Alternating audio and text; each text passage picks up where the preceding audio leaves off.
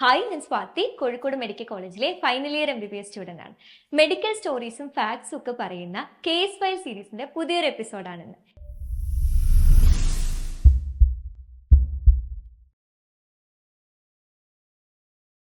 ഇന്ന് ഞാൻ പറയാൻ പോകുന്നത് ഞങ്ങളുടെ കോളേജിന്റെ കാഷ്വാലിറ്റിയിൽ ബ്രോഡ് ഡെഡ് ആയിട്ട് കൊണ്ടുവന്ന ഒരു പേഷ്യന്റിന്റെ കഥയാണ്.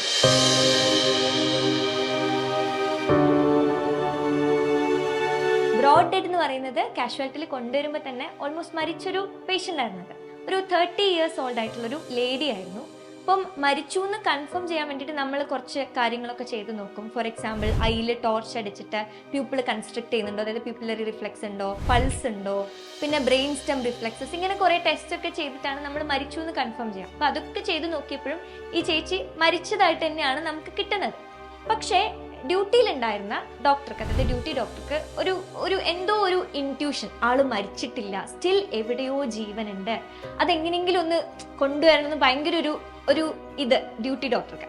അപ്പോൾ ആള് ഡെഡ് എന്ന് കൺഫേം ചെയ്യാതെ വീണ്ടും ഈ കംപ്ലീറ്റ് ഈ പേഷ്യന്റിനെ പരിശോധിക്കാൻ തുടങ്ങി. അപ്പോൾ ഹിസ്റ്ററി എടുത്ത് നോക്കിയ സമയത്ത്, അതായത് കൂടെ വന്ന ആളുകളെടുത്ത് ചോദിച്ച സമയത്ത്, ആളെന്തോ പാടത്ത് പണിയൊക്കെ എടുത്ത് ജസ്റ്റ് ഒന്ന് അടുക്കളയിൽ വന്നപ്പോഴേക്ക് കുഴഞ്ഞു വീഴാണ് ചെയ്തത്. എന്നിട്ട് ഹോസ്പിറ്റലിൽ കൊണ്ടുവരുമ്പോഴേക്ക് മരിച്ചതുപോലെയായിരുന്നു എന്നാണ് അവർ പറയുന്നത്. അപ്പോൾ നമുക്ക് എന്താ കാര്യം, എന്താ സംഭവം എന്നൊന്നും പിടികിട്ടുന്നില്ല. അപ്പോൾ നമുക്ക് എന്താ കാര്യം എന്ന് മനസ്സിലാവാതിരുന്നുണ്ടെങ്കിൽ നമ്മൾ കുറേ ഇൻവെസ്റ്റിഗേഷൻസിനൊക്കെ വിടും. അപ്പം ഒരു ഹെഡ് ടു ഫുഡ് കംപ്ലീറ്റ് എന്താണെന്ന് അറിയാൻ വേണ്ടി സ്കാനിങ് ഒക്കെ ചെയ്ത് നോക്കി. പക്ഷേ സ്കാനിങ്ങിലൊക്കെ everything was found to be normal. എന്താ കാര്യം എന്ന് മനസ്സിലാവുന്നില്ല.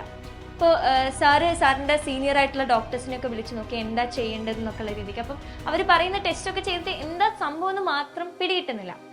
അപ്പോൾ സാർ ഇങ്ങനെ പേഷ്യന്റിനെ ഇങ്ങനെ സൂക്ഷിച്ചു നോക്കുന്ന സമയത്ത് പേഷ്യന്റിന്റെ തലയിൽ ഇങ്ങനെ ഈ പുട്ടപ്പ് ചെയ്തിട്ട്, അതായത് അമ്മക്കെട്ടൊക്കെ കെട്ടിയിട്ട് ഇവിടെ ഇങ്ങനെ ലില്ലിപ്പൂക്കള് ചൂടിയിട്ടുണ്ട്.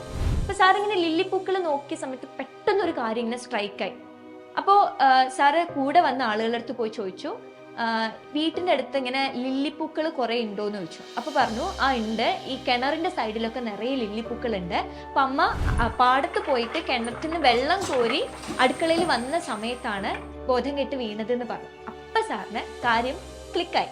അതായത് ഈ ലില്ലിപ്പൂക്കളുള്ള സ്ഥലങ്ങളിൽ വെള്ളിക്കെട്ടൻ, അതായത് ക്രേറ്റ് എന്ന് പറയുന്ന പാമ്പ് കൂടുതലായിട്ട് നിൽക്കും. അപ്പോൾ ലില്ലിപ്പൂക്കളുള്ള സ്ഥലത്ത് നിന്ന് വന്നതുകൊണ്ട് തന്നെ ദർ ആർ ചാൻസസ് ദാറ്റ് ഒരു ക്രേറ്റ് കടിച്ചതായിരിക്കാം, വെള്ളിക്കെട്ടൻ പാമ്പ് കടിച്ചതായിരിക്കാം ഈ അമ്മയെന്നുള്ളത്. അപ്പോൾ സാറ് വീണ്ടും ഹെഡ് ടു ഫുട്ട് കംപ്ലീറ്റ് എന്തെങ്കിലും ഒരു സ്കാർ ഉണ്ടോ നോക്കാൻ വേണ്ടിയിട്ട് അത്രയ്ക്കും സൂക്ഷ്മമായിട്ട് നോക്കിയ സമയത്ത് കൈയിൻ്റെ ഈ സൈഡിലായിട്ട് 2 സ്കാർ, അതായത് 2 ബൈറ്റ് മാർക്ക് കണ്ടു. അപ്പം ഇറ്റ് വാസ് കൺഫേം, ലൈക്ക് ഇതൊരു krait bite, snake bite case ആണെന്ന് മനസ്സിലായി. അപ്പം തന്നെ ഓൺ ദ സ്പോട്ട് നമ്മൾ ആൻറ്റി സ്നേക്ക് വീനം കൊടുത്തു. ബാക്കി ചെയ്യേണ്ട കാര്യങ്ങളൊക്കെ പടാന്ന് നമ്മൾ ചെയ്തു തുടങ്ങി. വിത്തിൻ മിനിറ്റ്സ്, അതായത് ഒരു ഹാഫ് ആൻ അവർ 1 hour ആകുമ്പോഴേക്ക് ഈ പേഷ്യൻറ്റ് മരിച്ചു എന്ന് പറഞ്ഞ് ബ്രോഡ് ഡെഡ് ആയിട്ട് കൊണ്ടുവന്ന, നമുക്ക് കണ്ണിൽ പ്യൂപ്പിലറി റിഫ്ലെക്സ് കിട്ടാത്ത, ബ്രെയിൻ സ്റ്റെം റിഫ്ലെക്സസ് കിട്ടാത്ത, അല്ലെങ്കിൽ പൾസ് ഇല്ലാത്ത ബ്രോഡ് ഡെഡ് എന്ന് പറഞ്ഞ് കൊണ്ടുവന്ന ഈ അമ്മയെ ഈ സാറിൻ്റെ ഇത്രയും കണ്ണിങ് ആയിട്ടുള്ള ഒരു ആക്ട് കാരണം നമുക്ക് രക്ഷിക്കാൻ പറ്റും. ഇനി വീഡിയോ കണ്ടുകൊണ്ടിരിക്കുന്നത് മിക്കവരും നീറ്റ് ആസ്പിറൻസ് ആയിരിക്കും. നാളെ ഒരു മെഡിക്കൽ കോളേജിൽ ജോയിൻ ചെയ്ത് MBBS പഠിച്ച് ഡോക്ടറായി ഇങ്ങനെ ഒരുപാട് പേരെ സഹായിക്കണം, ചികിത്സിക്കണം എന്നൊക്കെ ആത്മാർത്ഥമായിട്ട് ആഗ്രഹിക്കുന്ന കുട്ടികളായിരിക്കും ഈ വീഡിയോസ് കണ്ടുകൊണ്ടിരിക്കുന്നത്. അപ്പം this video is gentle reminder for all of you. അതായത് ഇപ്പോൾ നിങ്ങൾ പോയിക്കൊണ്ടിരിക്കുന്ന പാത്ത് ഇസ് റൈറ്റ്. ലൈക്ക് നിങ്ങൾ മേ ബി ഇപ്പോൾ ഭയങ്കര കഷ്ടപ്പെടേണ്ടി വരുന്നുണ്ടാവും, ഒരുപാട് എഫേർട്സ് ഇടേണ്ടി വരുന്നുണ്ടാവും, ഇടയ്ക്കൊക്കെ ബാക്കൗട്ട് ചെയ്താലോ എന്നൊക്കെ തോന്നുന്നുണ്ടാവും. പക്ഷേ കുറച്ച് കാലം കഴിഞ്ഞാൽ നിങ്ങൾ MBBS ഒക്കെ പഠിച്ച്, അല്ലെങ്കിൽ അതായത് നിങ്ങൾ ഇഫ് ഡോക്ടർ ആവാൻ ആഗ്രഹമുള്ള ഒരാളാണ് നിങ്ങൾ എന്നുണ്ടെങ്കിൽ, അല്ലാത്ത ആൾക്കാരുടെ അടുത്തൊന്നും ഞാൻ പറയുന്നത് നിങ്ങൾ ഇഷ്ടമുള്ള കരിയർ ചൂസ് ചെയ്യണം.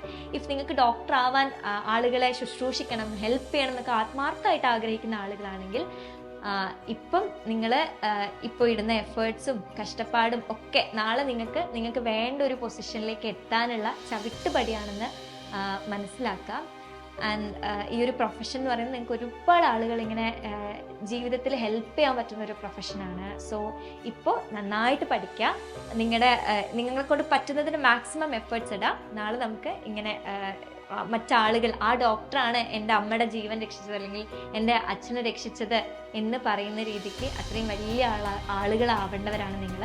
അപ്പോൾ ഇപ്പം സൂപ്പറായിട്ട് പഠിക്കുക. All the best.